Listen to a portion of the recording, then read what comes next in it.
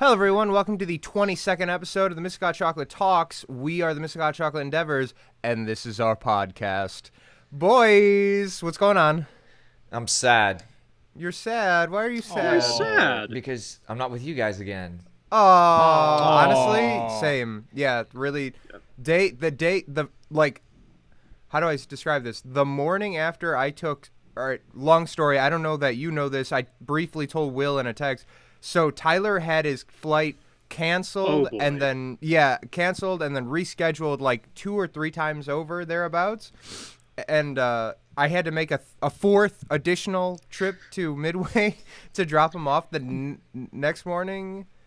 Well, okay, I've told this story already too many times. Okay. The highlight of this was the fact that you're supposed to drop Will and I off. Yes. So we get to the airport, we drop Will off at 8 a.m.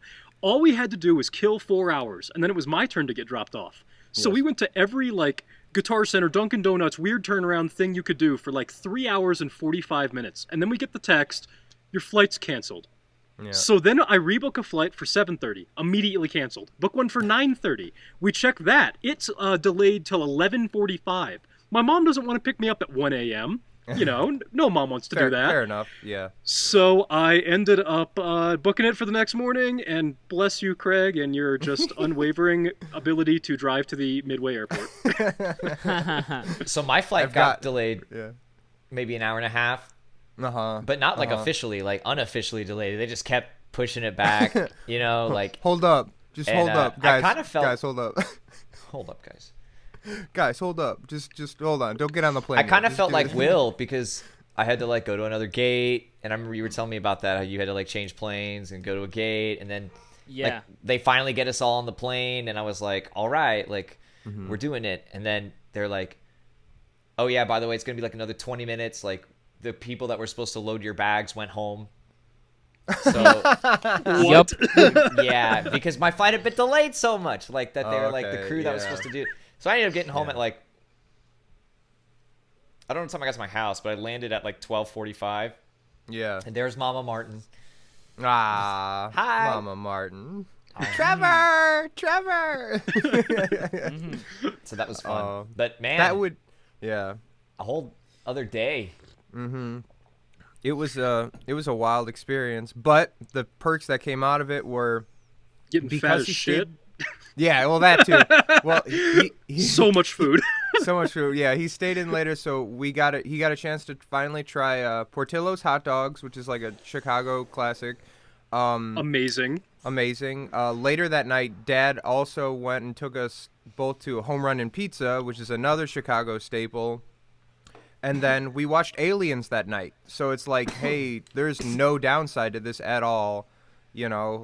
I mean, I done. feel that extra time made me an extra at least 7% more cultured in the world. There you So go. I appreciate that. There you go. Classic. Yo, and I saw, the home run in frozen pizzas your dad was talking about. Yeah. I couldn't believe it. I was up in Conifer, Colorado, still just shocked that no one on Earth seems to acknowledge COVID. Yeah. And then I found home run in frozen pizza in a place with 500 people. Wow. So okay. Yeah. they're hitting the big time. Oh yeah, dude. And that shit sucks too. I'd like to put that on record. Frozen home It's run not pizza my sucks. home run in wasn't exactly my kind of pizza, but your kind of pizza with just a shit ton of stuff on it Yeah, was so yeah. much better. I Yeah. really did the two of them put together. So Papa Shmuel and I got a sausage pizza. Craig got an every single thing on earth pizza, and I literally made a pizza sandwich. And I felt so bad about myself, but it was so good. Wow. So Sounds like an experience. Sounds like a thank God my flight got delayed. spiritual. Yeah, Yeah. man. Yeah. What about you guys though? Generally good trips home. Everything was cool except for a little Yeah. delay here and there. Yeah. No. Okay. So luckily, my flight from Chicago to Puerto Rico was smooth. It got delayed a little bit, but it was I don't know. It wasn't anything major like the first one where I had to And was it? Did you have a layover? No, I did not. It was a direct flight to Puerto Rico. No, yeah, I didn't have any problems with this one. Oh, okay. So, I don't know if the flight was overbooked or is it the same thing that Craig was telling me about Tyler's flight, where Southwest is I guess, kind of understaffed right now, kind of like how Severely. everything is. Mm-hmm. So the flight was a full flight, but they were literally begging people to move to other flights. Now that's pretty normal. Yeah. Yeah, they'll overbook flights. More people can buy plane tickets than they actually have. Isn't that wild? I don't know how it happens, but it happens, and that's why you'll see people. Capitalism. You'll see people. Their name is under the the I don't know, like flexible shit, or they have to check in literally at the gate. Cause yeah, the gate check-in, I think. I've seen the on the boards behind them when you go to the gate. It has a name, and it's called you're on standby, and you're a standby passenger. Yeah, and so essentially, like, we have too many people on this flight, but if like 4 don't show up, you know, like you guys are the first ones to get it. And then vice versa, they'll say to people, like, I forget if it was Southwest or whoever would say, we have like an older couple that like desperately needs this flight ahead of you. Like if you're willing to wait for the next flight, like not only do we comp it, but it's like, I don't even know if they comp it, but essentially they give you like $250. Yeah. Oh, dude. No. William, tell them how much they were gonna give you. That's what I was gonna say. Okay, so I got to my gate late because like the boarding pass I had was like a really early one. So by the time I actually got there, it was like at another fucking gate on another side of the airport. But that's not their issue. Wait. That was my issue. Are you telling me it might be a good idea to get to the airport more than 30 minutes before your boarding time? I think it might be a good idea because I was running. What an idea!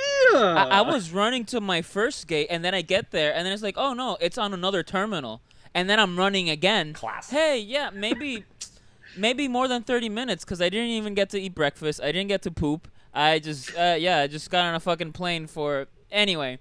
Did you have to do a plane poop? Sounds like some commie shit to me, brother. I don't know what to fucking tell you. Pooping in an airport? Anyway. No, but did you have to do a plane poop? Because plane poops are the worst. I haven't done one of those in years. Bro, you're sitting there, and then the plane just falls out of the sky a little bit. You're like, oh, God. It just went and then back it all inside. just shoots up and... But wait, that's a violation. I don't need that. But wait. Okay, so apparently at the first call, they were offering people who were willing to wait for another flight, they were offering $600 in credit. Damn. But then by the time I got there, they were offering $1,200 in credit. And I was like, wait, that's good money, but it would have been a layover, and you would have been arriving in Puerto Rico at like 10:30 or 11 versus 2 p.m. So I'm like, nah, dude. Unfortunately, I do gotta work the next day, so I can't do that. But if the layover was 6 hours, though, you would literally be getting paid like $200 an hour to sit there and drink beer at an airport bar. True. That's kind of true. Damn work schedules. Damn work schedules. That's like your next 4 flights. Yeah, man. Yeah, but it would have been credit too, and like. But that's the thing. You're gonna buy those flights anyway. Who wants to fly Southwest anyway? Like a bus? It's literally a bus. I'll tell you why I don't anymore. They're getting rid of alcohol. Remember when they did the same thing on my flight? Nope. Remember we talked about it. I do not need those credits for. Oh, Will wasn't there. Will, I'm telling you, I got off the plane and I went straight to Craig and Tyler, and they're like, "Dude, how are things going?" I'm like, "Man, I'm pissed. Like, I just did this whole flight, and I have these free drink coupons, and they're not doing alcohol anymore, like at all. It's not even just because people have been getting grumpy. They're like, that's just it. We're getting rid of alcohol on flights, and they're like, if you bring it with you, you can't drink it. And like, I'm like, geez, why though? Like because forever? Like not even because people have been fighting with flight attendants so much. Yes, and they don't want them to get drunk. And I mean, someone on the tarmac was like, I want to get off the plane. They're like, sir, you have to wait. And he was like, no, fuck this. And he like opened the emergency door. What? Yes. Like people are going crazy. Just look That's up pretty like crazy. The past month of airplane problem. Like, dude, they've had to emergency land flights because people have been fighting. It's been really messed up. And there was a flight attendant that got her jaw broken because a lady wouldn't put her mask on, and so they kept trying to tell her you need to put a mask on, so then they were trying to remove her from the plane, and she punched her in the face, broke her jaw. Damn. This is a wild time to fly Southwest. Yeah, Dude, over 80 more people have, not just Southwest, just flying or being alive, dude. Like 80 more people have death by gunshot than compared to last year, same time frame. Really? Every day on the news. It's like, just me and my mom were just talking about it. Like, it's like 5 things they talk about are shootings in Houston. Like, and I'm like, what the hell is wrong? Like, okay, I just read a thing. It was like of like a 5-year-old got shot in the head. Like, what the fuck? Yeah. What? And then like this on accident or like on accident. Well, I don't think it was malicious. Yeah. And then you've got I don't know.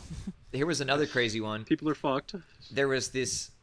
I guess they were sitting in their car, and it was like a mom, dad, and then a daughter in the back seat. Yeah. And then they hear their daughter scream, and they look, and a guy was peeping in their car and like touching himself, looking at the kid. Oh. And so the parents like grab their guns, and they follow this guy across the street to the Valero, and they're like they call the police, and they're trying to just hold him. Yeah, totally. Okay. The guy grabs the wife's gun, points it at her, and tries to fire. The safety's on. Okay. So nothing happens, and then the dad just shot that guy 3 times. He's still alive. He's not in jail yet because I think he's still in the hospital. But like, there was that one, and I'm like, that's pretty wild. Like, holy shit, man, it's insane. It like kind of makes me like so worried. But hey, okay. See, I don't know. At least we can learn something from this. Yeah. A cop arresting somebody, even if he does have to shoot them, doesn't necessarily have to kill them. You know? Like, if this guy shot this dude 3 times, he probably shot them in the leg. Though, you know what I mean? Well, I mean, people always say that. I think it's a lot harder to do than it sounds. Obviously. You know, obviously. Like, I don't know how to shoot a gun, he could have shot him in the arm. He could have shot him in the leg. I'm like, I can't even do that in video games. You know? Like real life is way harder than video games. Yeah, and then you've got stress and pressure, and then like when you're holding a gun's heavy, and the trigger is a real long pole. You know, it's not like this little thing. Well, that's why you're a trained professional. I would assume. Yes, I would assume. In theory. Yeah. That is correct. I will agree with that. But I don't know, man. Sometimes it's just. That being said, I am definitely of the pro murdering pedophiles thing. Oh, so like yeah. maybe I can get behind a fatal it. shot would have been pretty rad. Maybe he didn't deserve 3 shots in the leg. Maybe he needed 1 solid in the jugular so he could bleed out slowly. This is nice. This is good. I was worried that they were gonna, when they first announced it, they had mentioned that like, did the dad go too far? Oh my God! All they had he was about to shoot my wife. Nah, dude. That's what they left out. He was about to shoot my wife. Yep. They left that out in the headline. They're like, dad shoots like guy that was looking at his peeping on his daughter. Yeah. And it was like, well, so the guy, as if that wasn't enough. As if that would have been reason enough. You would think it would be, and that's what I thought they were gonna like be like, oh, he took it too far, but then it's like, oh no, the guy tried to take the gun and shoot the wife, and he was like, So who here is actually going to jail? The guy who got shot, right? Well, he has not been convicted. Oh, good. But he's still in jail, or he's still in like. But the he's hospital. on trial because you know sometimes like he's shit's in the crazy. hospital, arrested in the hospital. I don't even think situation. he's been charged yet. Yeah. You know, like I think it's just this is a guy that's in the hospital, and we're just trying to keep him alive, and then they will press charges from there. All you gotta just as long as they do it. Take the pillow, go into the room at the hospital, take the pillow over the face, just apply pressure, not a lot, just enough. Maybe 5 pounds. Like every once in a while, like give off of it, then put it back in, and just just kind of let's make it a little interesting for this guy. That'd be really nice. And just add a couple of shh. Oh man. $1 Million Baby. It's a great movie. Again, oh yeah. Just plug in random shit in here. So is The Fugitive, Harrison The Ford. Fugitive, Harrison. Getting on movies. Although it does have a large plot hole that I just can't get around, but hey, anyway. Collateral damage, man. I'm telling you. That's all it is. I guess. The movie discussion. Why'd she get murdered? Why? Okay. See, now Why? we have to have a discussion about this, and I'm glad we're having it on air. Yes. We have to have a dedicated like movie segment at some point. Yeah, I think that'd be cool. I'm down. You know, but Yeah. I guess right, we well, just saw in the past 30 seconds, we have to like plan it out. So Nah, bro, we got it right Yeah. here. All right, we all watched Alien together in the same room. So let's yes, take the we next did. 5 True. minutes. Yep. Things you liked, things you didn't like. Yep. Star well, Wars from Hell. It was sick. Star Wars from Hell. Yeah, that's right. Yeah. It's all Yo- good. None of it was bad. There you go. Yo, no, but this extended cut that we saw, Yeah, the director's cut of Director's Alien, cut. It was still a Bro. minute shorter than the theatrical release, so it's not an Was exclusive. it? Really? Yeah. but I feel like I saw so much more than I didn't, So- in the. They added 20 minutes of film, and they cut like 16 or maybe even more, probably more, of just space shots. Of action, or No, just like I feel like the space theatrical travel version was stuff. more actiony, and then this one was kind of more like character development. No, I looked into it. There's only two new scenes. Okay. So whatever the director's cut was, it wasn't something that would have messed my perception of the movie up No, because I no, had no, only no. watched it the one time. Well, now that you've seen Aliens, the director's cut is not canon because it showed them building a hive out of Dallas and the other guy, and Ah. how they really multiply, because it made it look like they were going to become the eggs, but really there's a queen, and the queen lays the eggs. And know? you saw this in Aliens, right? You Aliens. remember? Yeah. Well, wait.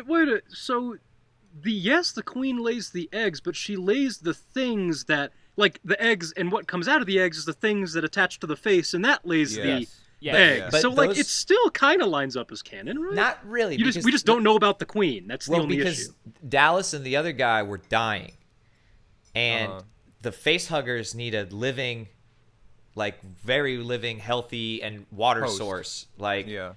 like those things tied up. Like the other guy was already dead and Dallas was dying, and so they made it as if like they were gonna become part of the eggs or something, or maybe even future food. But it doesn't.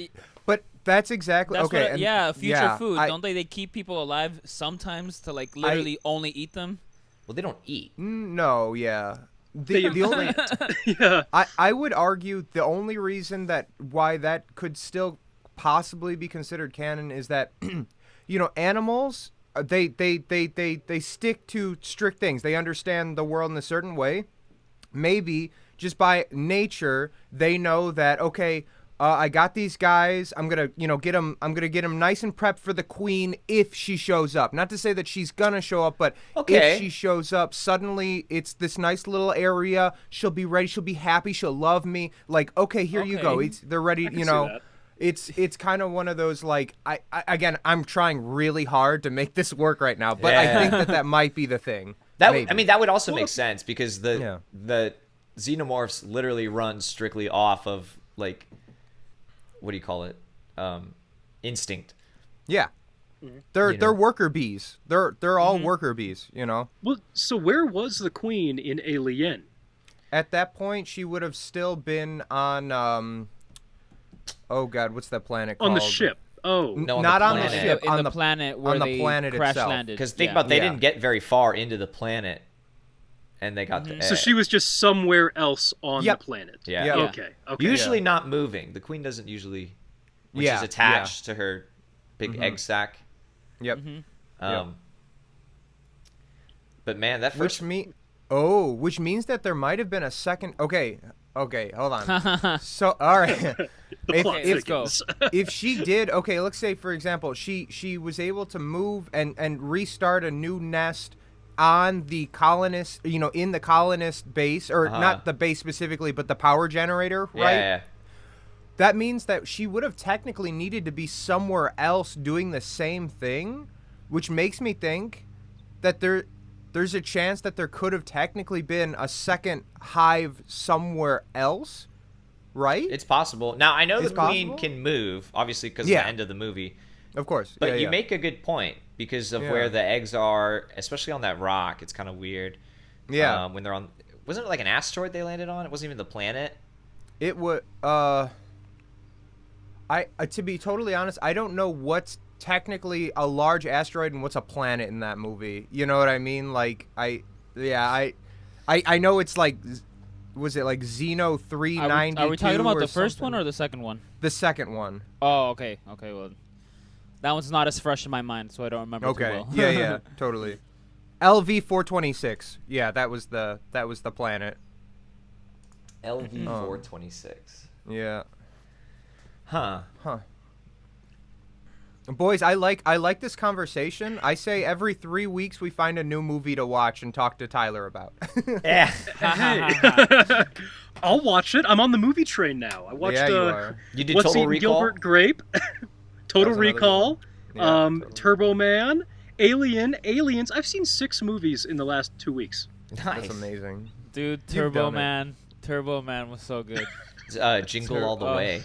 Jingle all the way, but yes, yeah. No, but Turbo Oh. Man. No, I mean But Turbo Turbo Man. I mean That's why I kept Turbo waiting for it. Like, I was like, if you guys think this movie's ridiculous so far, just wait. Just you fucking wait. Yeah, like, it's about to get...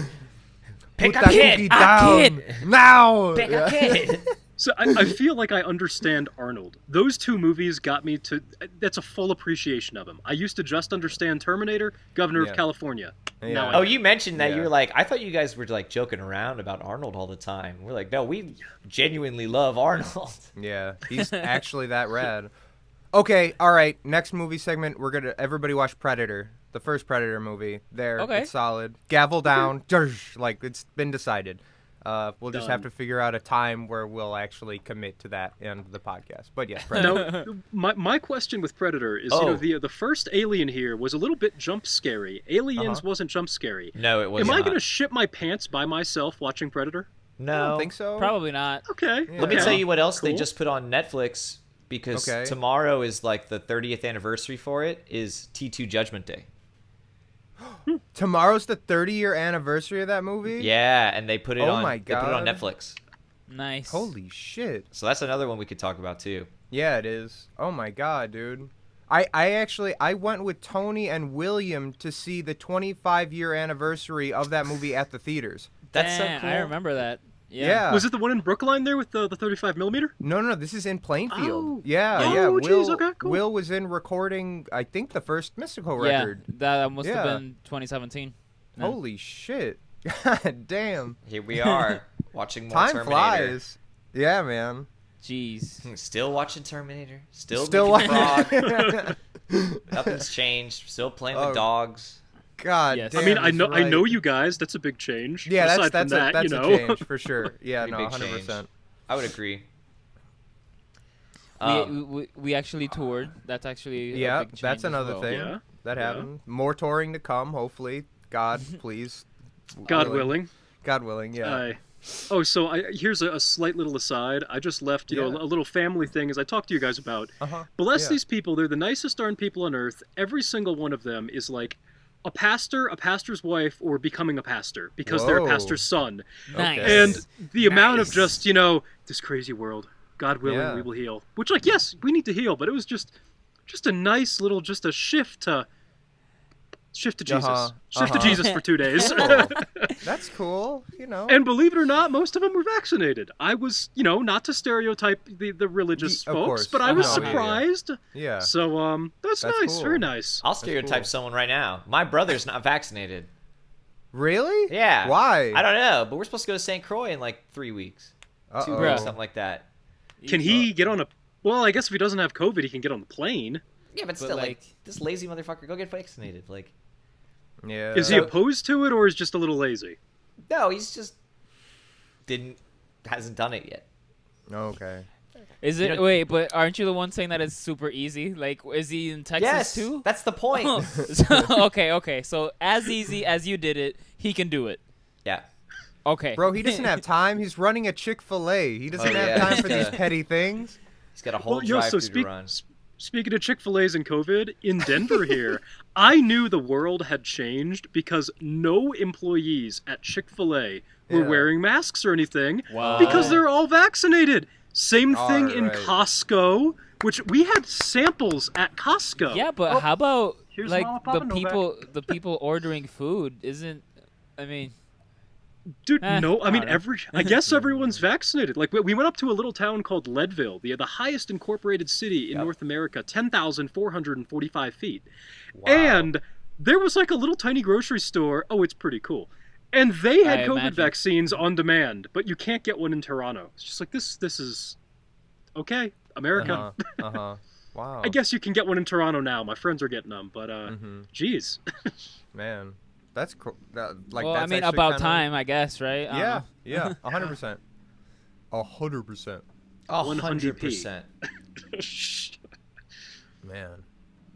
Well, Tyler, I don't know, like, specifically, you said you might have to make this an earlier episode today. Is it time we get into the album of the week?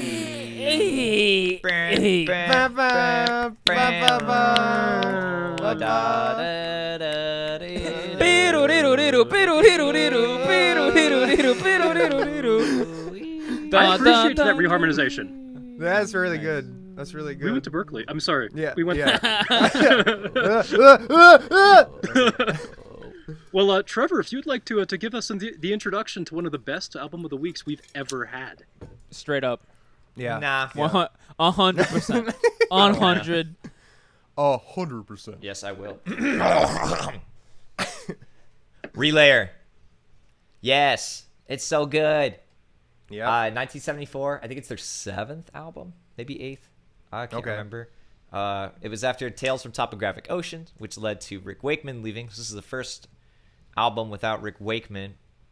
And they liked, I forget the guy's name. He's Swedish. The new keyboard. Igor Kosavesk or That something? actually It's Igor sounds- something with a K. Yeah. Jesus. And he was a lot funkier, a little more fusion influence to the band. And like, holy fuck, bro. Same thing as Close to the Edge, though. It's 3 tracks, 40 minutes long.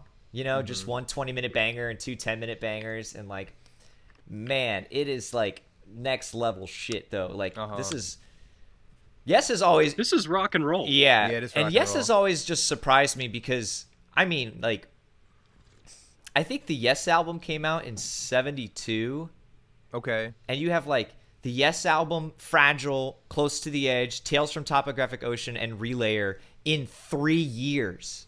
Like That's a lot. 4 years. They were on fire. And not just like a lot, like hit world-changing albums, like in just like boom. Like, whoa, Yeah, man. that's insane. And they're all Yeah. so different. Like they're all different music, and you hear the artists, like you can hear when Squire wrote it, you know, and like I feel like Howe and Squire are the easiest to pick out. But like this one was a lot more rock, man, especially for Steve Howe. I think this was one of his first little signs of going to that Asia side of things. Towards the drama sound. Yeah, exactly. The drama sound. Like I was telling Tyler, I didn't even know. I thought drama was Trevor Rabin because of just how rock it was. Oh, and, yeah. And yeah, I yeah. literally didn't know that was Steve Howe. So this is kind of like the entry to some of that. And I think Anderson kind of holds back a little bit on this album. Yeah, man. I noticed that immediately. I was like, wow, these are some long ass like instrumental sections that I'm just not. I'm like pretty. I dare I say kind of jam bandy. Like Gates of Right? Delirium Yeah. has that section. Gates is Yeah. getting there. I did find like it's because of the progression of it. It kind of helps with it. The one jam bandy bit I actually thought it was getting there, and then they made it really cool. Was I think it's Sound Chaser. They do the tempo change, like just in the Okay. middle of the groove, and I'm like, oh Yeah. shit, do. Well, and then when they cut to Steve Howe's solo there, Yeah. what the heck? Yeah. yeah. Yeah, he has that nice little. Sound Chaser's cool because everything comes in, it's like everything's at 10. Like the guitar's it's at at 10. 11. The 10, vocals, it's an 11 out of 10. Yeah, it's like everything's like, what did all this come from? Like, where was my little jazz intro? Yeah. Hey. Like, Yeah. Well, I mean, No it's time. fusion Gotta for a go. second. yeah. And then when the vocals come in, you talked about John Anderson. You're like, that's such a weird one because it's a full chorus like Crosby, Stills, and Nash in the Yeah, all context harmony. of just what is happening. I think the last track is very, very good. Uh-huh. I really like that song, like a lot. It's so pretty, especially like just that first like minute before the vocals even come in of just the synths, like, and these are synthesized. They had to program all the timings and everything and make that nice smooth. Oh, it's so well done. Yeah. Like, so well done. And the melodies stick. They play the melodies throughout the whole song, and like just one of the I love this band. And I've had this album probably since I was like 12, 13, okay. Along with Same. most of Yes's stuff, but only because it's all so good and so different. Like you can listen to Drama and you're like, this is a different band, bro. And then you put on especially 90125, you're like, whoa, okay, hang on. Well, the story with Yes in my life, I might have said it on here. Apparently, Yes was playing on the radio when I was brought home from the hospital, and I remember listening to Relay or sitting in math class in high school with all these just morons around me because I kind of sucked at math. So I was just sitting there doing my math problems, jamming out to Gates of Delirium. Yeah. So much cooler than everyone else, but no one else knew it because they didn't care. Yeah. And that's life. Because everyone else sucks. Pretty much. Yeah, bro. I've had this talk with Craig, but one of the only reasons I could even listen to Yes a lot was because I had a Zune. And the Zune was the only thing that had like 30 gigs of memory on it. 32 gigs. Which was a lot at the time. Yeah, Crazy. Because It's an insanity. iPod at the time only had like 8. And so I had all this Yes music on there. And but wait, somehow, the iPod Classic always had a bunch. Like the but no, iPod Classic It didn't came come out out for a after. bit. Yeah. It did? Yeah. the other thing is Because that I had my iPod Classic in high school. Yeah. the other But that thing was later. The other thing though is that the iPod Classics were expensive for They an were. 11-year-old to have. Yeah. So they were always Yeah. bought the iPods, the Nanos and all that. Mhm. And The so Nanos. like for me to have something with so much memory on, I was like, God Yeah. damn, mom hooked A it nice up. big display. You could see all your shit on It there. came with You're games. Like, oh. There were games, on yeah. it. Yep. Yeah. Microsoft The Kill music video was preloaded preloaded on onto it. And there was a couple of other videos like skateboarding videos and like Yeah. and you could turn it sideways and you could watch it and I Yeah. was like, oh shit. Yeah. Like it was cool. And the Zune had a store with much better colors. It was all like nice light purples and pinks and like Very Important was- stuff. as opposed to like the weird prison gray. Yeah, Like it- it's like, clean. No, it's iTunes, it's and really iTunes, sad. dude, it was one of the first websites where like you can move your mouse over stuff and there'd be little animations. Like it was a lot more well done than the Apple Store. Absolutely. But Apple was just more popular. Yeah, and I would Zune- argue that they learned a lot from Zune's time on the market. You know what I mean? Before iPod had kind of become this super dominating, product on the marketplace. Like I think they pulled a lot from the Zune, and I wish more people had gotten a chance to kind of get on one before it made its escape. Yeah, and actually, I remember in high school at one point, my friend had a Microsoft phone. They had put a phone out for a while, and it came loaded. I remember those, the Windows phones. Yes, and it came loaded with a Zune, like the Zune player. That was its media player. Yep. So when my friend got this phone, he had to come over to my house, and like he would just download my music library because I was the only one who had Zune media at the time. Which you could actually, eventually, I learned, it's all MP3, and so like you could buy stuff from the iTunes store, and it would show up in your Zune library. Yep. Like, Yep. just shit like that. But that being said, because of the Zune, I was able to have bands like Yes and, have so much music at the time. Yeah, dude. Whereas before, it'd be like, there's no way I'd have that much music. Totally. Um, Do you guys know off the top of your hand how many gigs of music you now currently have on your devices? No? I think my iTunes library is sitting at like 70-some gigs. Really? But I have a pile of CDs that are not digitized yet. Okay. Yeah. Like Yeah. a lot.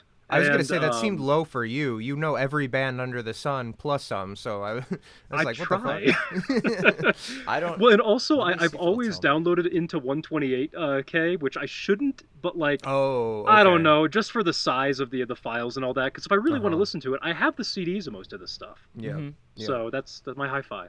Ah, there you go. There you go. I don't know. I just know my phone is completely backed up, and so is my laptop. But that's with a bunch of everything else, including the iTunes shit. You know. Yeah. No, absolutely. I remember getting, like, I would collect music in any way I could, and I had my aunt and uncle had like a hard drive filled with music, and I remember borrowing it, and like I got like, fuck man, 500 gigs of music, something like that. Yeah. Dude, I mean, just stuff I still haven't even listened to, you know, like just so Okay, much yeah. media that I wouldn't even be able to understand it. But they had all of it on an iPod Classic, I think, that they maxed out. It was like full. Gotcha. I remember getting the entire Queen collection. Damn. Nice. All right. I like Queen. I was Queen is disappointed. pretty good. I was disappointed when I saw them.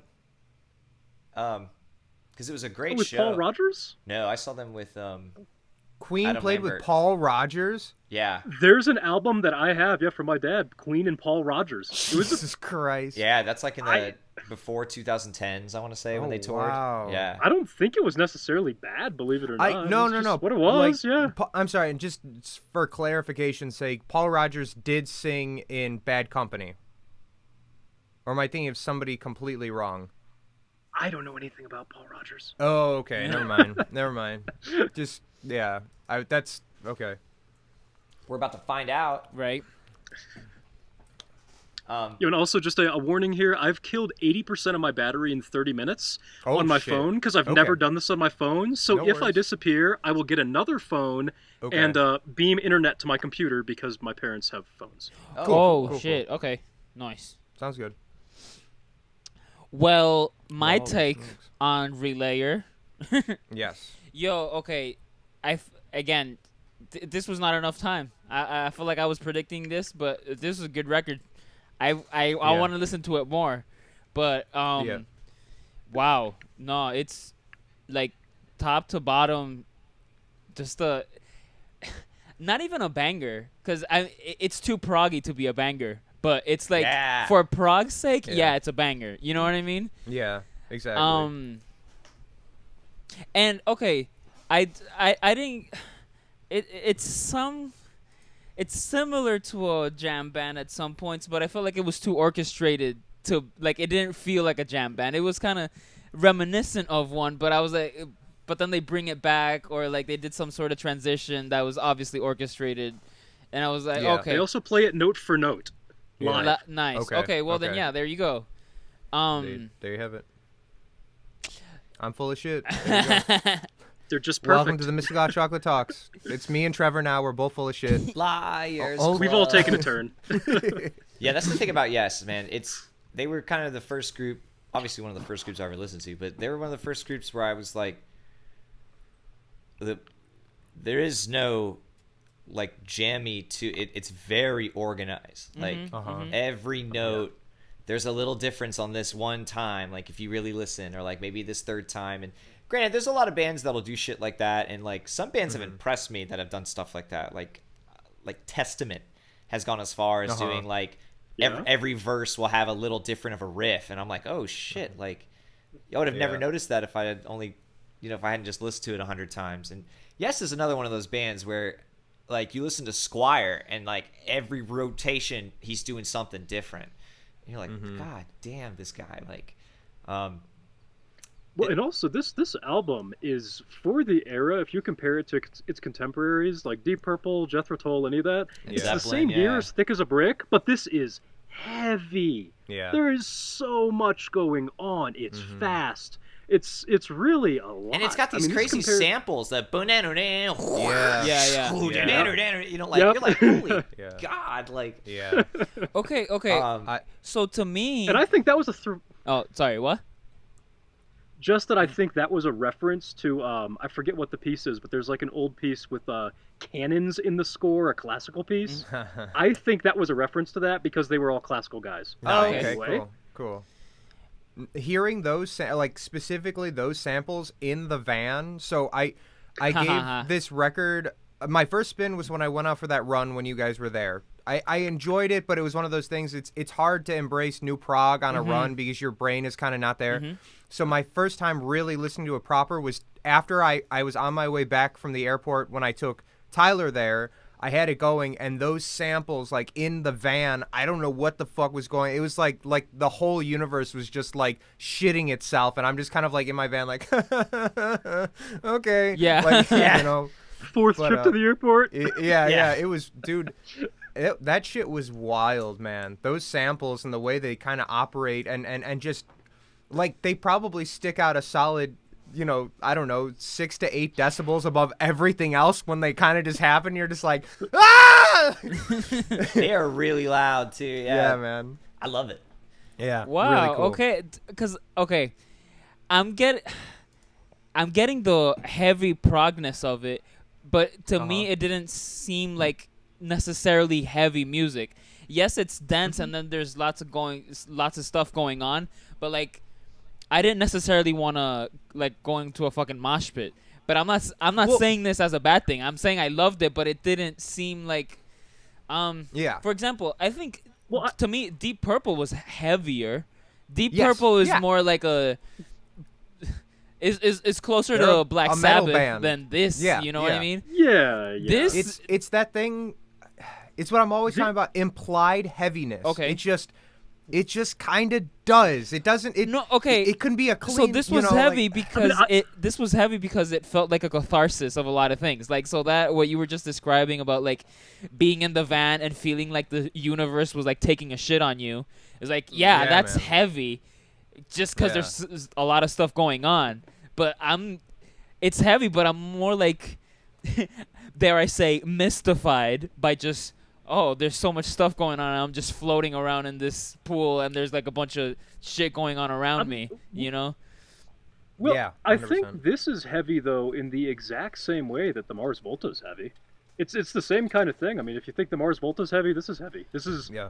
very, very similar. You know, Omar Rodriguez has definitely cited this area yes. of yes as a big influence. Actually, no. But the thing- The guitar tones, immediately. The other thing, too, with the immediately the guitar implied- tones reminded me of Omar.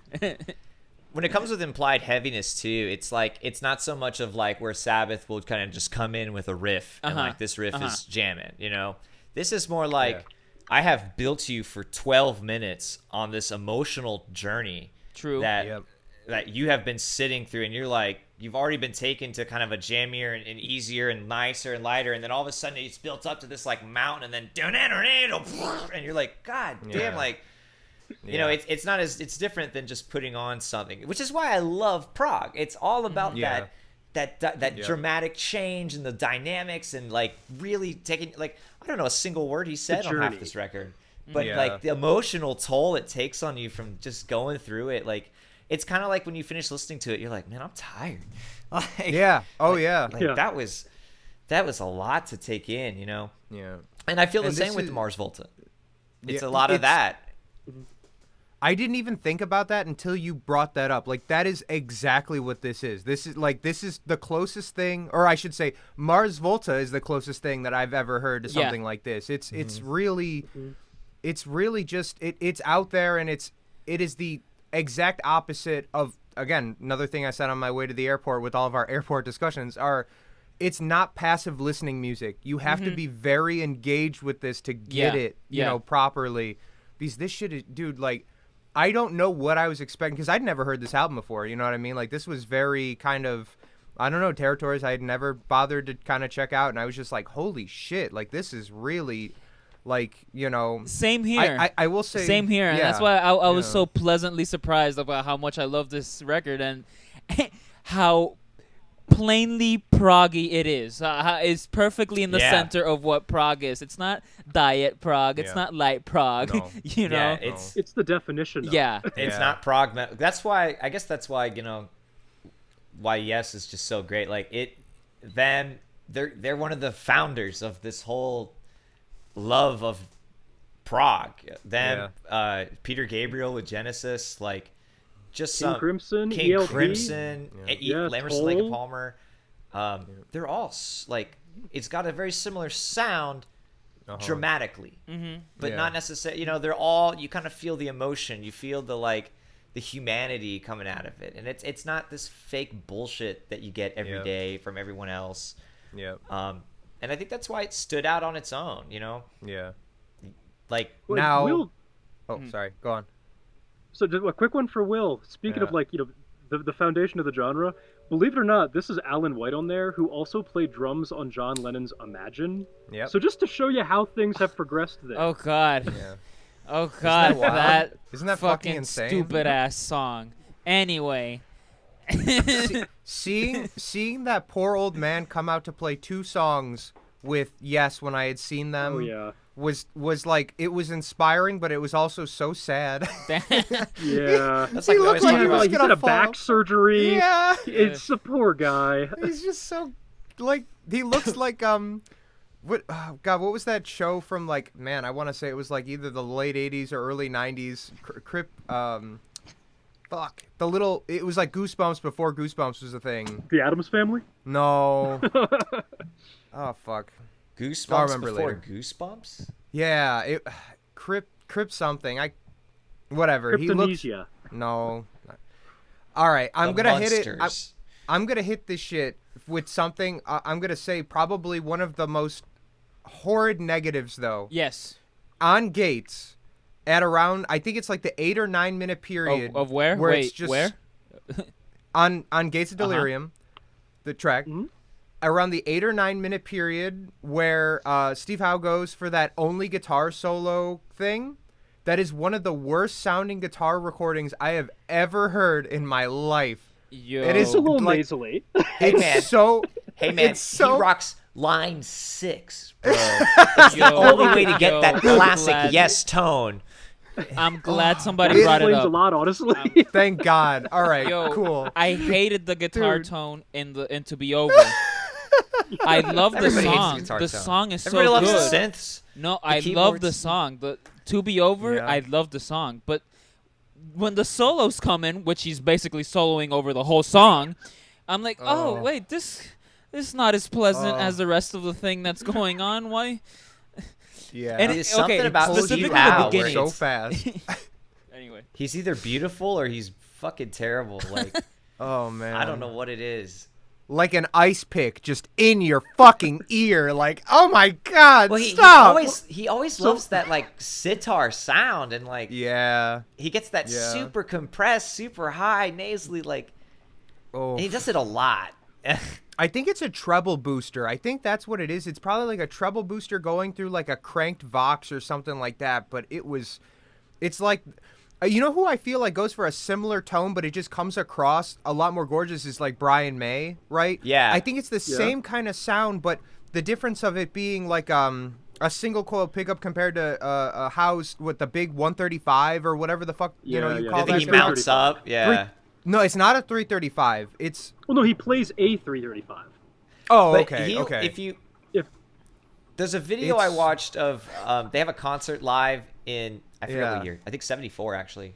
Okay, And yeah. They play a bunch of songs, and it's first of all, it's Alan White with like long blonde hair and like jamming, and so you're like Nice. looks nice. nothing like he does today. Yeah. Steve Howe still looks like a goblin, but he has like he had another guitar mounted up, and yeah, like on a stand thing. yeah, kinda and walks he over would go to. up and he would play that during like, for example, in Close to the Edge. There's the whole Okay. intro, which is like all electric guitar, and he's doing Uh-huh. his little weird shit that he does, and then when the verse hits, it goes to that sitar, so you know, and it's really he goes to this other guitar that's mounted, and he plays that. And I never could figure out really what that was, but that was whatever got him that tone. Well, nowadays he still does that, but he plays the thing on the stand is a Line 6 Variax. Yeah. Get the fuck out. Well, So Really? he's that's Dude, that's Steve Howe. I'm gonna record every record from now on with first act instruments. How about that? Make every act your first act. Oof.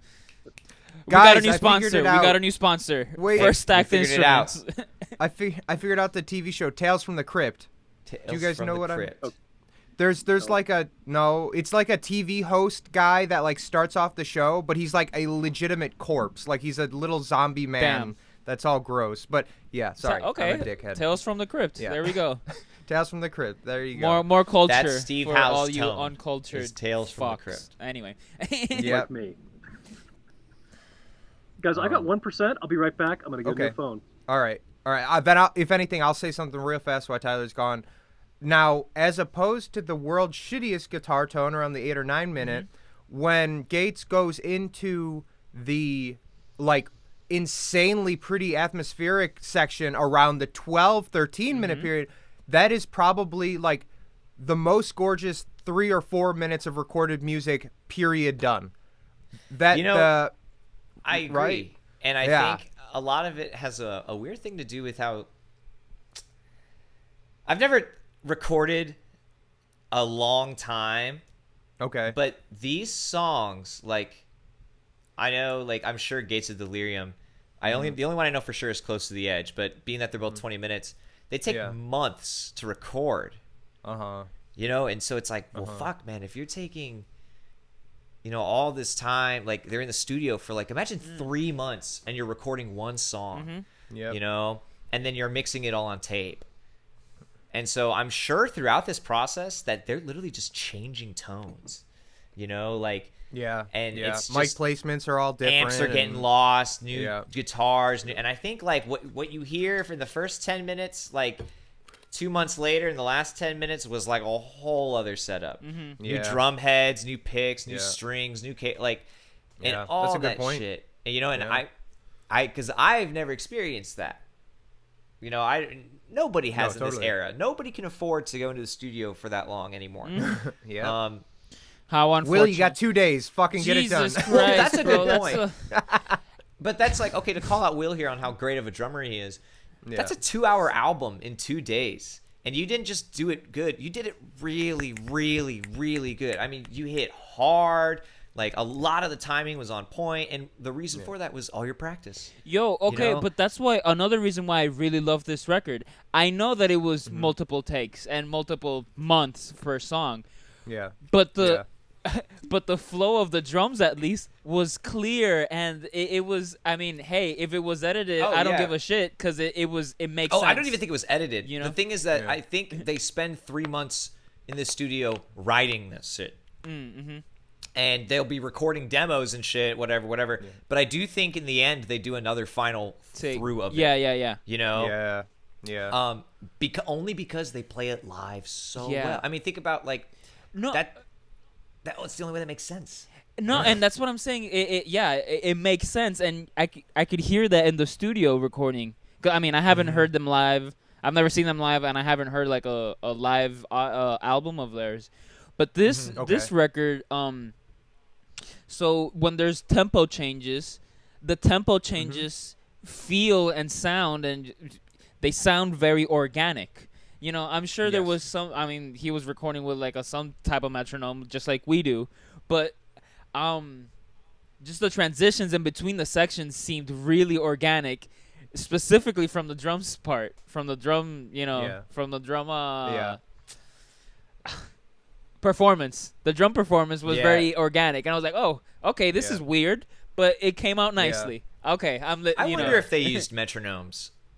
I mean, to my understanding, for bands that still do that kind of practice, like we'll say for example Tool, right? They don't track to a metronome, or Deftones for that matter, or Pantera for that matter. Like a lot of those guys, they'll start off kind of like what we did with the music video, where it's like, all right, here's a couple bars in, and then you start the song. You know what I mean? Like a real nice clear indicator, and then you're just kind of off from there. But that definitely requires a very specific kind of rhythm section that just like I think a very specific kind of rhythm section, but like we said earlier, also, a lot more money 100%. And time in a studio. You know what I mean? In comparison, exactly. Because like and a lot more rehearsal. Yeah. You know, think about like even when we like think about when we're on tour and like we're not using a click track. No. And we might be differing from the recordings quite a bit. But we sound better. But not only that, but show to show, it would be the same tempos. Mm-hmm. Like we were playing like naturally all playing the same tempos. Like we expected this part to slow down or this one to speed up versus like Veracay when they had one show without a metronome. It was like they played like really, really fast. And that was kind of it. Let me just jump in here. Sorry, I missed some things. We also played Great Menial at absolute rock and roll tempos pretty quick, but it was good. It was live. It was energetic. It reminded me what I like in Yes. So that's what that's what we're talking about. Yes. Yeah. Okay. Even in like Tranquil, you know, there were a lot of parts where we would have like little slowdowns or little half times and like and then if it built back up, it wasn't just like this immediate jump. There'd be like this quick little almost wind up. And you feel that in like during the tempo changes on this album. Like there'll be that it's going kind of slow to do and then you almost get this like like it's like it's not just like a straight there. It's this little like kind of a tempo change. Which is a very natural thing. Yeah. And that's what I think is so cool. Alan does his little bump right off the snare drum, and then they're fucking rocking and rolling. Here's the tempo. 1. There you go. That's the tempo. Yeah, exactly. Tyler, we were saying, do you think this album was recorded with a metronome? No. I think parts of it were recorded with the metronome, but honestly, I've listened to, there's a, Trevor, I think we talked about it, there's a live from 72 record where they're just on fire, and their tempos move. So I think it is possible they had a metronome for parts of it. But one thing about Yes, their engineer, Eddie Offord, he was the engineer for pretty much all this classic stuff. He was known to splice things together. Like Close to the Edge, they never performed it live in the studio. It was a bunch of multi-track sections. What a bunch of bitches. Building different layers with tape. Yeah, it was all on tape, and that's damn impressive. Yeah. But I would tend to say, Relayer had a lot of the same kind of construction to it. Yeah. But I want to think they didn't. But we were talking about how like the only thing I know is Close to the Edge in terms of like time frame, and that album took like 2 or 3 months to make, or the song I think. Yeah. I am no longer impressed. Fuck this band. Will has left the chat. Yeah, Will's like, what? No. I keyed. I don't. Fuck this band. But that's what we were talking about, like how the tonally different the album will be. Like at one point the guitar tone will sound like ass, and then like 3 minutes later the mix is like really, really pretty. And we think it has to do with like that long time frame of working on the song. Yeah. Just things get a little bit mixed in here, mixed in there, and it's like I recorded that 3 months ago. I don't even remember what the fuck I used. Like, yeah. Dude, I will say, much as Will was saying before about like the consistency of the drums in a performance aspect, they also consistently sounded great. Like the tones, like I have this thing where like old, like we'll say music recordings that came before like 78, right? The pencil snare sound that like it sound, that pencil snare sound that I don't know, it kind of does a thing that it invokes a time period, kind of set into your ears that you're just kind of like, oh, I know where we are right now. Like, this is crazy. Like, where's the blow? Wait. Yeah. No, but wait. It's funny you point that out. Or the Volkswagen buses. Yeah. The fucking buses. There you go. Wait, the pencil snare sound. Is that like a really thin snare sound, or is that the classic 70s snare with a t-shirt on top of it sound that you're? It's entirely in the attack with very little extra resonance after the fact that's not coming maybe specifically from the snare miking itself, but more of like a room sound. If that like the reverberation's coming from the room, not the snare. Yeah. I was gonna say, typically in this, to my knowledge, I could be wrong. They did they captured the snare in the overheads for a lot of this. Oh, okay. So I think that changed with some funk and all that, where you're talking about like the covered snare. But this would have been like overheads capturing the snare. But would it? Okay, and the only reason I would say otherwise is that like those cymbals are gone regularly. Like they overdubbed some stuff as well. Like but I believe. I mean, overdubbing cymbals. I mean, in a lot of like on Close to the Edge in that intermittent section, and I believe also on To Be Over, so there's some of that as well. Oh, okay. I could be wrong as far as the moment you're talking about, a lot but of they have done it. The little. Just the little bits of symbols. No, but that they'll have. Yeah. Okay. So I think there's a really large section of like literally just cymbal swells where it's basically where he's just marking the time. I don't know if it's. I can't remember if it's in To Be Over or in Gates of Delirium, or in Sound Chaser. Damn. Okay. See, I need to listen to this record again. I think it's To Be Over right? when you're talking. So I think. Yeah. I mean, maybe that section was like a separate take, but like to overdub that would be really hard, I think. I mean, maybe the fucking engineer is a genius, which he probably is. Yeah. But like, you know, who did this album? Do you guys know? Does anybody know? Eddie Offord. Yeah. Eddie Offord. Okay. Cool. And he actually lives in Atlanta, and I have seen him at a Yes show in the front row. Really? That absolutely is hilarious. Really yeah, cool. I've seen him. Wow, man. I was gonna say Trevor Horn didn't even step in until 90125 as a producer, right? Mm-hmm. Yeah, well, yeah. He also produced a little bit on Drama because some of the songs from he did Man in a White Car, right? Yeah, that was him. But also some of the tracks on there, like I think It Can Happen, and some. Oh, jeez. And does it really happen? And something else were originally like Jeff Downes, Trevor Horn songs that he showed the band, and then they yesified them, as they say. Yeah, it was Does It Really Happen? And I want to say Tempest Fugit.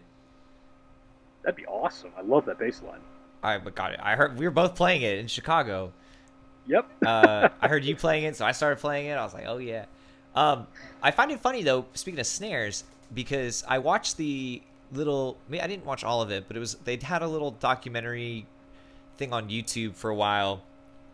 It's probably still there, where they invited Trevor Horn, and I want to say Trevor Rabin. Just all the Trevors, you know. I wasn't there. But they invited me. No, dude, you were totally there. What do you mean? Yeah. Trevor! In fact, Trevor! I was named after Trevor Rabin. Yeah, brother. And that's the coolest fun fact. You know, I think it is fun fact because he is a film score artist, and a guitarist in a prog band. And I grew up to be a film score artist. Ain't that a wild fucking coincidence, man? Yeah, so I thought that was cool. That's the coolest. Anyway, they had like a reunion where they got to reopen the Owner of a Lonely Heart session.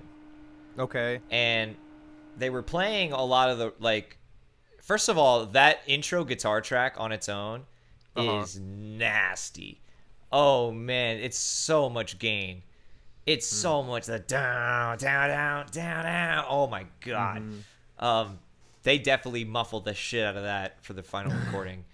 But what I thought was really cool was they spent a lot of time talking about the snare. And how for this album, what did they want the snare to sound like?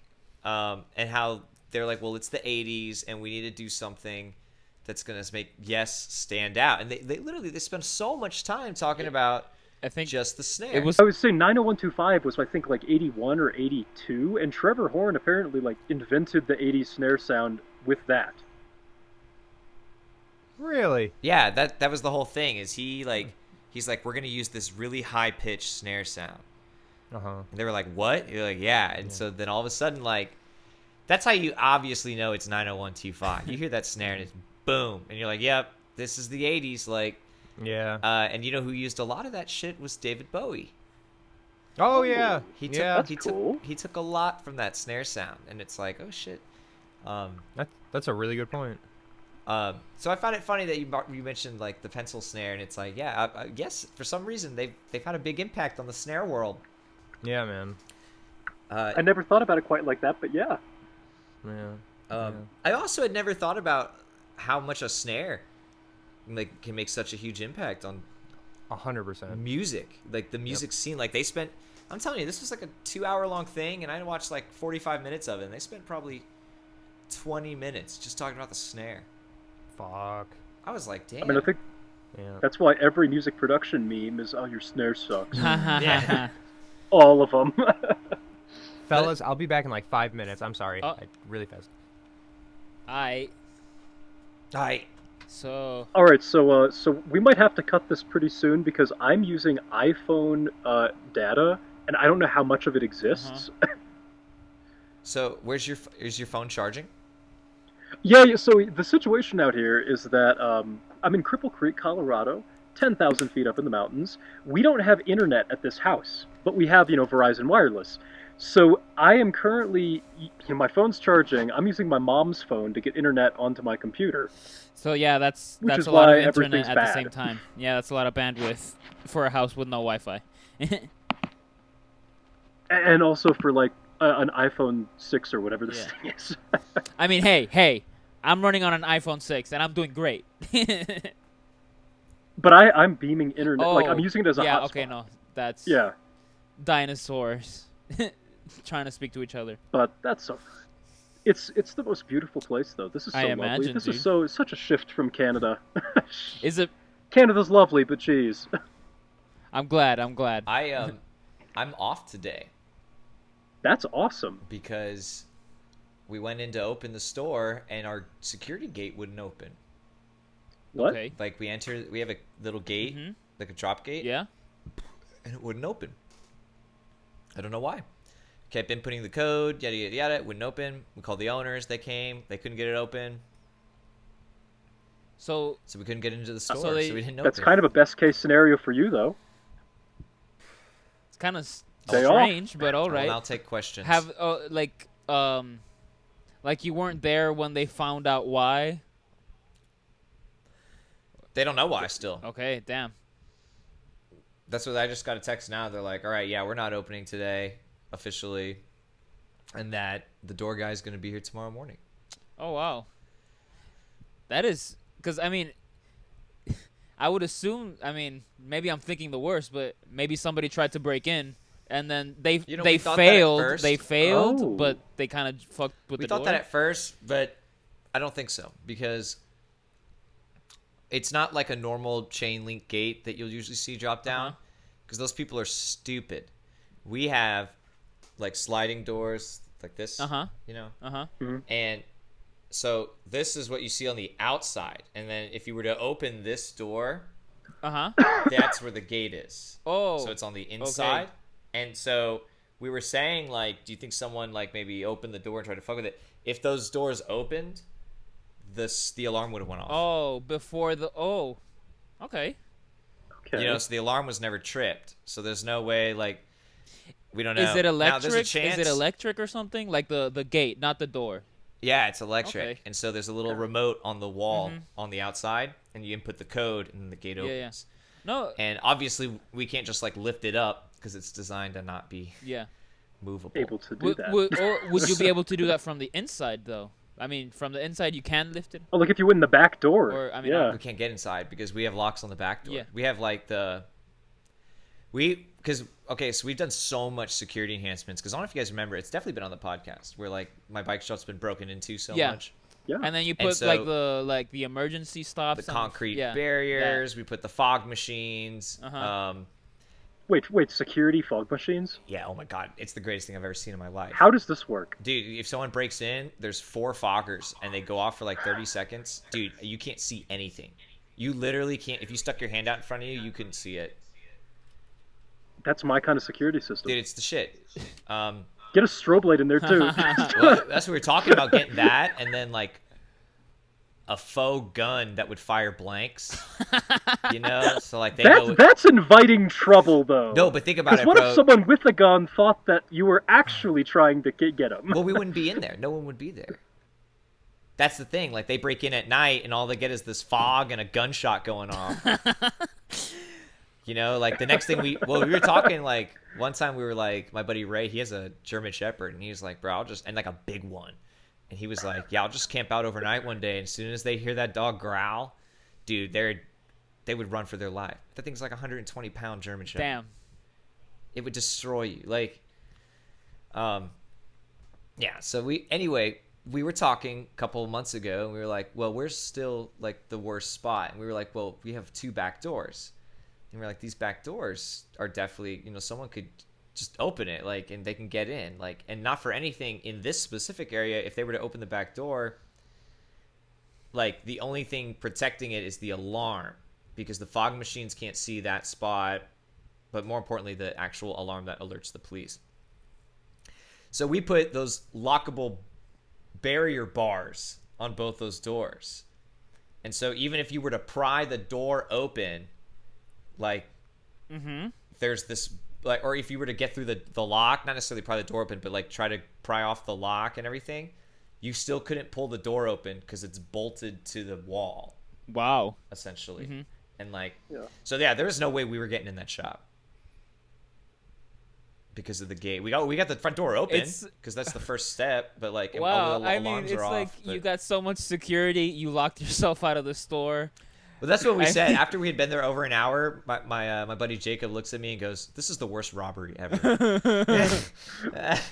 Well, yeah. So if you actually filmed an in-progress robbery with all of this shit going on, that would be like Home Alone in a bike store. That's hilarious. Just like fog machines, blanks going off, strobe A German lights, Shepherd. back doors bolted. It's like, dude, it yeah, really German could Shepherds be. Like, running it's around. ridiculous. Like, if someone was to try to, I would make like a Fear Factor thing with someone. Be like, try to get in this bike shop. Yeah. Because we couldn't, and we had the keys and the security and everything, and I guess I get to go home today. Well, that's pretty good. Yeah, you know, it's a nice. And I was glad because I had the podcast shoot, so I was like, all right, perfect, you know. No, But I can't get into my shop. no, but from what you're describing, yeah, it seems like it's just like an electrical issue with the gate. That's what I think it is. Which happens. That being said, there was evidence of like someone trying to fuck with the door. Oh. There was evidence of so an it. attempted robbery, maybe. Well, Maybe. we being adults, we kind of rule out foul play first, and we look at it. And if there was any, like, in order for them to fuck with what we were looking at in the gate, they would have had to have gotten through that front door, which would have set the alarm off. So I don't know. What was sketchy was we found an Allen wrench outside, and the Allen wrench matched the size needed to pull off the security panel on, like, where you input the code. Oh. But the only thing That you is can sketchy. Well, then, yeah. But the only thing you can get from that, is you can change the battery. That's it. Well, they probably didn't know that. Yeah, but for someone to open it and then what, they put it back on? Usually at that point they leave it, and they left the wrench. So I don't know. The key. I mean, hey, it could Could've been it could many be things. some Breaking Bad shit where it's like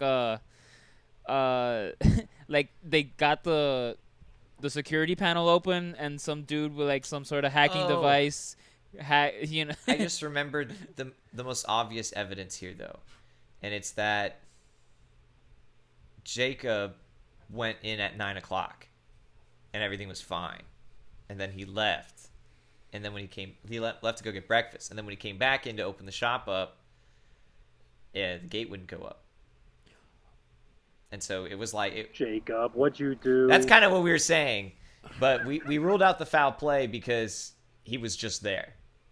Okay. Like, he had just gotten the gate open. So, I don't know. It was really weird. I get a free day off out of it, but that's a day without pay. Yeah. It's whatever. I get to hang out. Have you checked any, like, local trucks for giant magnets or maybe porta potties Yeah. with the magnet Yeah. trapped inside? Is there like You know.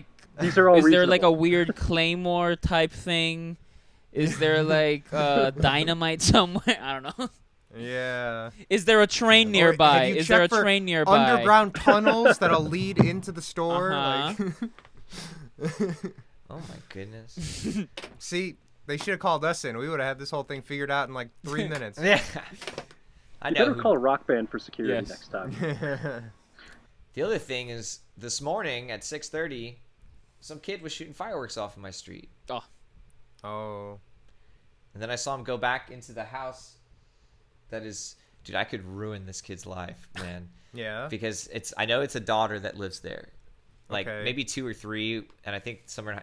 Anyway, every time the parents go out of town, because they have campers, and he's a doctor, they go out of town a lot, and they leave them like home alone, and then all of a sudden there's cars everywhere because they throw parties there. And one time, Oh my God. Craig, I think I might have been on the phone with you when they were on the roof jumping into the pool. Okay, That's house, this yes. family, yeah. And so like, anyway, I'm pretty sure that was like All right. this boyfriend staying at this girl's house. All right. You know, and I'm like, man, I could just go over there and just be like, hey, do you have a son that lives here that was shooting off fireworks at 6 a.m.? Because he definitely went in this house and he didn't have a shirt on. And that would, Wow. that girl would be Man. ruined. Man, this is a lot of power you have right now. Like, a lot of power. It's a lot of like, blackmail only you power. can decide. Yeah, blackmail power. Man, you don't need Do days it. off. Bad things Do happen. it. Yeah, Now, man. you know who else holds this power is the person who told me this, which is my Oh. mom. Your mom? Oh, Yeah, okay, I was wow. going to say. Yeah. got an That's accomplice. credibility Uh-huh. there too. That's like Yep. Yep. Yeah, it's not just some kid. It's- multiple witnesses. Yes. Yeah. It's Mama Martin, all right? She is the end-all, be-all. She is the destroyer of worlds, Yeah, all right? she is who the Avengers should have fought. Yeah. Yeah. Thanos, what the fuck? Yeah, Like, Thanos. Mama Martin. You needed stones. My mom didn't need any. She just needs wine, and you'll be fine. Wow. Take over the The world. power of Mama Martin. Power. That's a It's lot of pretty power. impressive. In fact, I'm pretty sure she's secretly like a Hulk. Hell yeah. Because sometimes, That or my mom she's was a like Hulk. Daredevil. Like, well, sometimes I come home and she's like, "Oh yeah, I did this today." I'm like, "You did what?" Like, "Oh, I hung the TV on the wall." Oh, okay. I'm like, "What do you okay. mean?" I'm like, "That thing's like 50 pounds." And she's like, "No." And Yeah. I look and it's like done and it's all. I'm like, "How did you? Where?" And I look at Where's her. the crew? Where's your She's- crew? She's 5'1". Okay, like I'm like, how did you do this? Like, yeah, where's the cameras? Like, and I look at Lexi. I'm like, did you help her? Like, I can imagine Lexi holding up the TV with the Yeah. level, making sure Yeah. everything's good. and then Allie's like holding a level on like another wall. I am helping. Yeah, I'm helping so much. Oh, good Oh doggos. my gosh. Good doggos. Dude, Good I can't wait to doggos. see your mom and your dogs. That's I'm right. excited to meet those doggos. Oh, they will eat you. Yeah. I'm ready. I don't want to live. They'll take you down. Fuck. But yeah, dogs. Yes, Yeah. life is pretty good when you focus Hell yeah. on things like that. But one of Yeah. one of the last things Amen. I wanted to point out was I didn't look up any of the lyrics from this album, but I want to. And just to give you an idea of like, I know John Anderson has come forward saying that like none of his lyrics really mean anything. They'll be about Okay. like, you know, just about happy things or love or something. But just to give you an idea, on Close to the Edge, one of the verses says, "My eyes convinced eclipsed with a younger moon attained with love. It changed as almost strained amidst clear manna from above. I crucified my hate and held the world within my hand. There's you, the time, the logic, or the reasons we don't understand." Like, that's some fucking powerful shit, man. Like, That is way better than talking about somebody's daughter. That I can Yeah. 100%. Oh, they already beat Deep Purple. That's yeah, all it they took. already beat Deep Purple. Just like that. One foul swoop, it's all over for them. I'm about to end these man's whole career. Like, fucking done. With mana from the sky and shit. Damn. Mm-hmm. dude, it's insane. Like, the artistry from these guys is just, it's like that's all they do is just their blood is music notes and poetry, and all the album artworks are just They're Yeah. gorgeous. So They're really out of Oh this good. yeah. world. Well, that's Roger Dean. Yeah, very very well known artist. And they're all like that. Even the Close to the Edge one, it's just the green fade, but when you really look at it, there's this beautiful texture that goes across it. Like, Yeah. I don't know, man. It's There was actually something about Relayer that reminded me of Tyler Novak's the dear. Control Oh, Room wow. Collection. Oh EP. dear. Bye. Yes. Out now. Bye. Yeah, I don't know. When I first saw, like, when I got the record, I was like, I know it's not the same thing. I know it's almost barely even relatable, but I see something in that, and I feel like Tyler, not knowingly, but definitely somewhere in the back of his brain was like, I need to do something like this, and he did. The Control Room Collection. Buy it I now. appreciate the heck out of that, and geez, I'm glad I can channel Yes in some manner. There you go, buddy. Oh yeah, I think everybody should. I think Yes is a band that anybody can like. No. Because That's not true. I think so. I've heard a lot of people get very angry at me for trying to get them to like Yes. It depends. What It doesn't you show work them. well. Like I've definitely showed people some of the more 4-minute. Guys, it's raining. Hold on. Nice. Oh. I don't know. I think it depends what you listen to. Was he still outside? I don't know. Yes, I'm outside. I'm just moving my stuff inside. I see. It's sunny. How's it raining? Hey man, it was sunny and thunderstorming the other day. Yeah, that happens. I think All right, let me grab my not chair. all One second. Yes is for everyone. But I do think that But there some are yes kind songs. of yes. Yeah, I hear know? that. Think about "Owner of a Lonely Heart" is a huge pop song. Yeah. I mean, Yeah. I'll still hear it on classic rock stations. Yeah. That might not be everyone's favorite yes, Mm-hmm. but there's a yes for someone. This is the truth.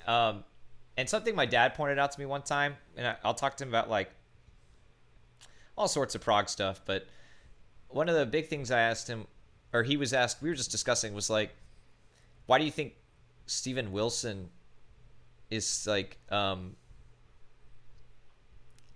why is he so highly regarded a lot of the time? I don't know. I Yeah. don't know. And he said, well, I think it's the same reason that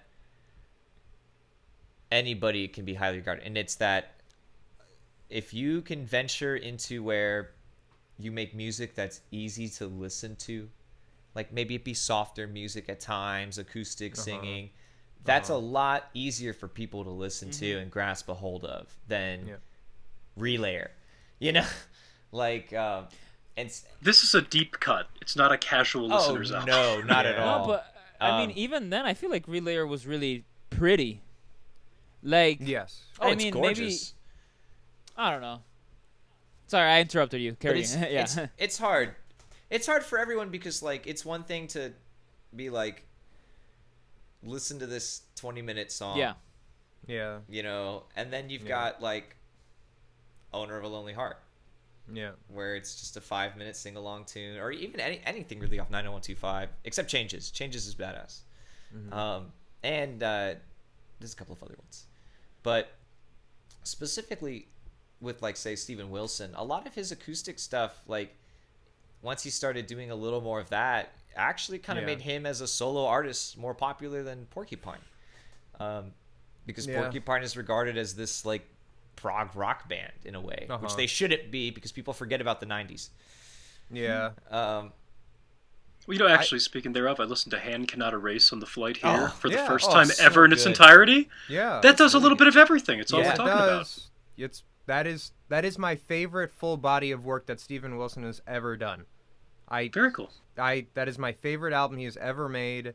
I think a strangely late bloomer for a perfect album, you know what I mean? And that like he's done 15 albums before that one or something like that, but like I'm going to say like I would say that that's my favorite album from him. I would also say in regards to being a prog band, Porcupine Tree is actually a horrible prog band.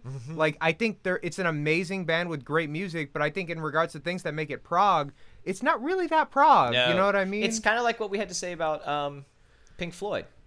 Yeah, I see that. Yeah. It's not truly prog. It's got the elements. It's got the diet prog in it. I'm confused. Yes. I don't know what's prog anymore. Then Relay. yes, yes is Relay prog. Yeah, Yes is definitely The best. I don't know, man. It was just like this thing that I was sitting there the other day. I had some free time on one of the drives somewhere. I can't remember, but I was listening to In Absentia, and I was just like, wow, this is one riff that lasts for like 5 minutes, and there's a couple little things that happen, but like these are mostly sing-along songs. It's a jam band. Yeah. It's really shockingly not that prog when you put it into perspective of people like Yes or Genesis, whatnot, you know, like they're tremendous. They're great songs, but like, fuck, man, this is some diet shit. This is some low-calorie nonsense. No, okay. And what's so refreshing about like the Mars Volta? Yeah. It's back to this. It's back to everything at once. You know, and even the lyrical themes in terms of just not the nonsense, but just the grandiose, whatever, etherealism. Yeah. That's kind of what the Mars Volta buys off of, too. They kind of do something similar to that. Yeah. It's not concrete. It's very, very artistic. So anyway, Pliny is a prog band, right? Pliny is a the guitarist. artist? Yeah. Now Pliny, is he in a band or is it just no, it's him?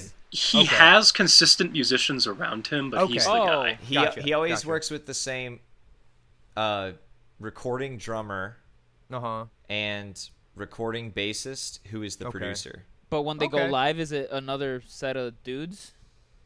It can be. Oh. It can. Okay. Yeah. Here, interesting thing about him, I like, forgive me because this is like super duper ignorant, but like just understanding the modern instrumental guitar prog thing, I assumed I wasn't gonna like him, and then at some point, I think it was on the second Mystical Veracay tour, or our second run, it got brought up like 3 or 4 times, I think through Joey or Chris or something like that, and every time I was like, this is really good music, and they're like, yeah, it's Pliny, and I'm like, I would have never thought I'd have liked it. I don't know. It's just everything instrumental guitar prog thing. It just makes my eyes just go. No. But like, I brought this up because I was listening to him. I was thinking it was the band, so I was gonna say them, but him, whatever. Yeah. Yeah. And it was really, it's really good, and it's, dare I say, pleasant to listen to. You know what I mean? Yes. Very.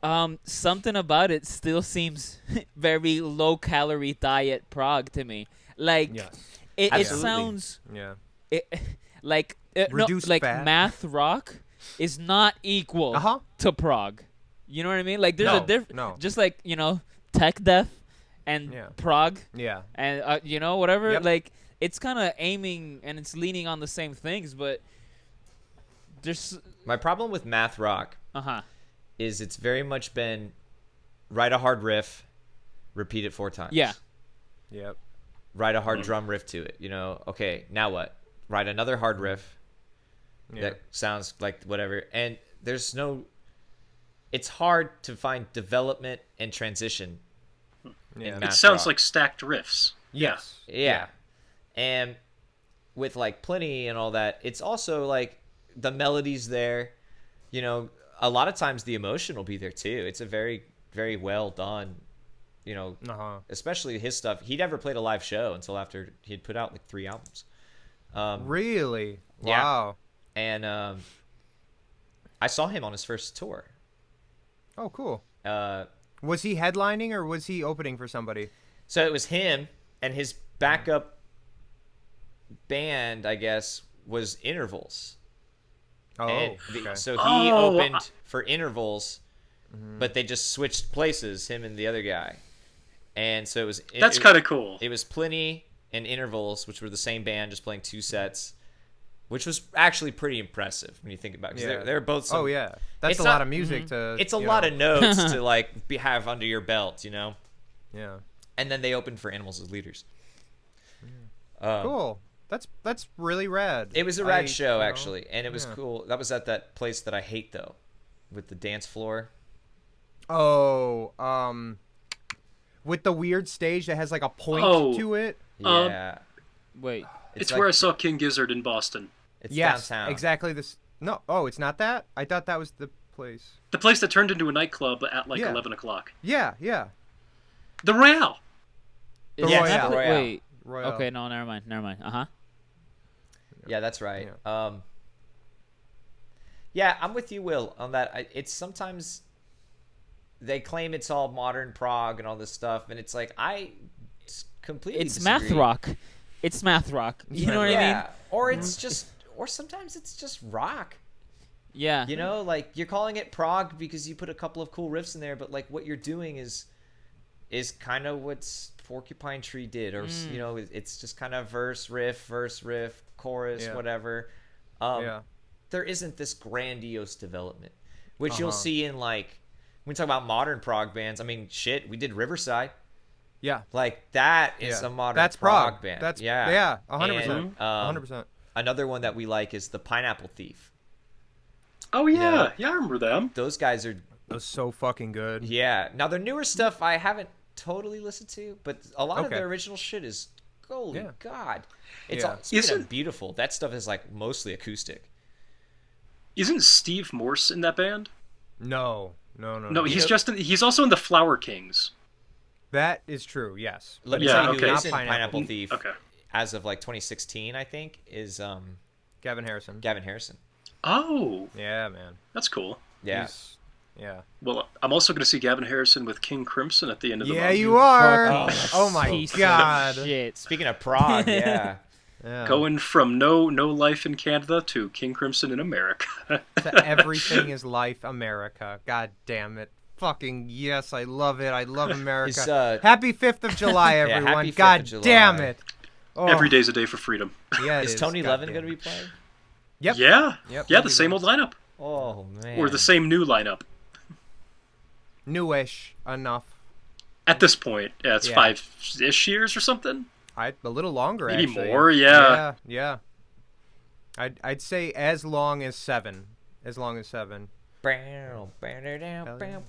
Well, boys, we better cut things off so Tyler doesn't die of digital death and. I'm just going gonna to get overcharged for extended network. Please. Okay, God, all right, no. cool. That's all. America does that very All right. well. No, let's cut. Manscaped pay for his Wi-Fi. Yep. Yep. Do it. All right, so this means our last matters are, I believe Tyler has an album of the week for us next week. Is it Yes. Tyler? It is Tyler. It is Tyler. It's Tyler? I think it's Tyler. He Wait. didn't know it was Tyler. Was it Tyler? Tyler didn't know it was Tyler. It goes Oh, Craig, God. Will. Well, Trevor, because we had Tyler. Chris. Well, Yeah. And then Chris, and then it was me. and then And it's then it was Tyler, you. And after me is Here we Tyler. go. and then it's Tyler. Craig, Yeah. and then it's me. Yep. Well, you boys give me 20 minutes, and you're gonna get an album of the week. And to our viewers, I'm so sorry. You're gonna read about it in the description. All right. Well, there you have it. All right. Well, there you album have of the it. week in the description below. Thank you all very much for watching. We've been the Miss Scott Chocolate Endeavors. This is the Miss Scott Chocolate Talks. We'll see you guys next week. Bye. Bye.